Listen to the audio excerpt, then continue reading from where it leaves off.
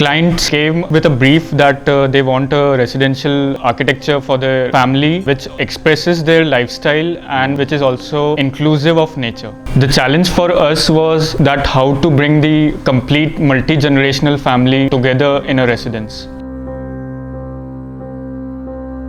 Requirement was to put a 5-bedroom house spread across 6,000 square feet of land. A very special requirement was a drawing room which should be very different and it should stand out from the complete house. So we proposed an idea of a room surrounded by water on all the sides, like a leaf floating on water.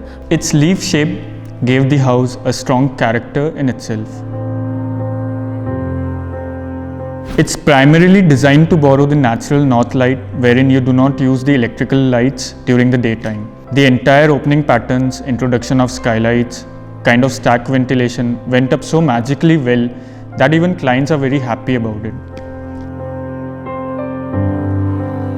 See, if you see the form, which has very strong characteristics of the design, in a kind of fashion which has big overhangs, the cantilevers, as well as the floating bodies on the ground. It demanded a kind of medium which can generate this kind of architecture in its reality, which you can see in the drawings and models as well. We went for steel, concrete, natural stone-cladded walls, interesting forms and shapes in windows and skylights, which relate nature with the residence.